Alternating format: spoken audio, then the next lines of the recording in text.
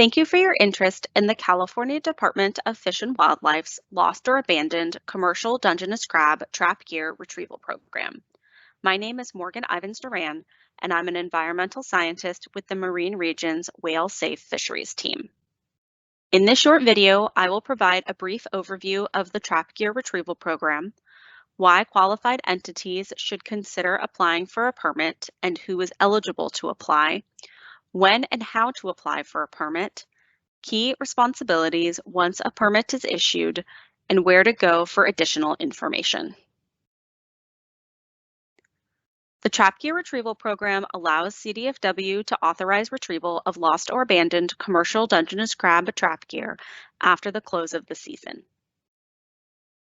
Permitted entities, who we refer to as retrieval permittees, oversee on-the-water retrieval efforts by up to 10 individuals and vessels specified on the permit. Those vessels can either conduct dedicated trips looking for lost or abandoned gear or opportunistically recover gear while they are out on the water participating in other fisheries. Once the gear is retrieved, the retrieval permittee contacts the original owner of the gear and offers to return it in exchange for reasonable compensation. Ideally, the retrieval permittee and the original owner come to a satisfactory arrangement. If not, then after a final notification via certified mail, the retrieval permittee can keep the gear and request reimbursement from CDFW. One thing I want to make sure to mention is that this program was established in regulation as Section 132.7, Title 14 of the California Code of Regulations. There is another section in Title 14, Section 132.2, which addresses other types of lost or abandoned commercial Dungeness crab gear retrieval efforts. Recovering gear under that section does not require a permit from CDFW, although there are other constraints on those activities. We will be focusing on the program in Section 132.7 during this presentation. So, why should you consider participating in the Trap Gear Retrieval Program? Recovering lost or abandoned gear is an active step industry can take to reduce marine life entanglement risk without impacting effort in the commercial Dungeness crab fishery. It also reduces navigational hazards for recreational boaters and participants in other commercial fisheries, such as salmon. And by participating in this program, you are entitled to compensation for the recovered gear, either from the original owner or from CDFW. If you're interested in participating, your next question might be who can apply for a retrieval permit. Permit applications are limited to qualified entities, which are defined as charitable organizations, sport or commercial fishing associations with a written charter or governing board, a local agency under Government Code Section 5001, that is a city or county, or a district under Harbors and Navigation Code Section 6002 or 6200, that is harbors and ports. The reason CDFW has defined qualified entities in this way is that there are several administrative requirements associated with the program, some of which we'll go over later in the presentation. CDFW wants to ensure that retrieval permittees have sufficient administrative capacity to follow through on those obligations. There are two potential start dates for gear recovery in your area. The scheduled start date is 15 days after the scheduled close of the commercial Dungeness crab season. This means gear recovery can start on July 15th south of the Sonoma-Mendocino County line and July 30th north of the Sonoma-Mendocino County line.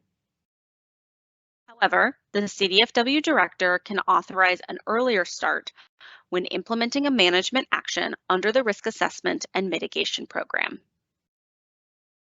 While it's impossible to know how the spring 2022 season will unfold, CDFW did authorize an early start to the Trap Gear Retrieval Program in at least some areas during both 2020 and 2021. CDFW encourages interested entities to submit an application as soon as you are able to confirm a point of contact and lists of designated retrievers and vessels. CDFW's License and Revenue Branch typically issues permits within 15 days of receiving an application, although it can take longer if there are issues with the application form or verifying that the applicant and designated retrievers meet the requirements of the program. By applying for a permit in February or March, you will be ready to start gear recovery operations as soon as they are authorized. Permit applications for the 2022 Trap Gear Retrieval Program are currently available on CDFW's Commercial Fishing Licenses webpage, www.wildlife.ca.gov/licensing/commercial. If you scroll down to the Limited Entry Permits Transfer Information section, you'll find a link to the form under Dungeness crab vessel. The application fee for 2022 is $407.50. This fee helps to cover CDFW's costs in administering the program. I mentioned that receiving a retrieval permit comes with several administrative obligations. I'll briefly review those and some other key aspects of the program. The first item is that this program is limited to commercial Dungeness crab gear with a buoy tag. No other gear can be retrieved under the program. This includes Dungeness crab traps deployed by CPFE vessels, which can look very similar to commercial Dungeness crab traps, but won't have a buoy tag. This also includes recreational Dungeness crab gear and gear from other recreational or commercial fisheries. The second is that designated retrievers and retrieval permittees are required to document gear recovery on a specific logbook form.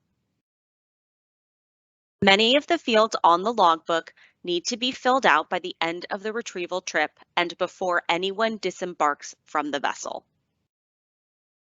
Other fields are completed by the retrieval permittee prior to submitting the original hard copy logbooks to CDFW.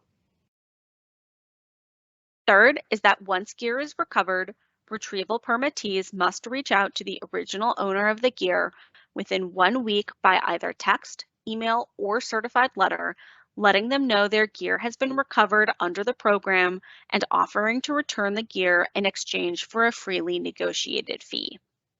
It's also important to maintain a record of that contact so CDFW can confirm when and how it occurred. And the fourth is that the retrieval permittee is required to securely store the gear and avoid causing any additional damage until the gear is either returned to the original owner or October 21st, at which point you can request reimbursement from CDFW and freely dispose of the gear. I hope you found this presentation helpful and will consider applying for a trap gear retrieval permit this year. You can find more information about the program on our webpage, www.wildlife.ca.gov/conservation/marine/whale safe fisheries. If you have any additional questions, please send an email to whalesafefisheries@wildlife.ca.gov. Thank you for your time and attention.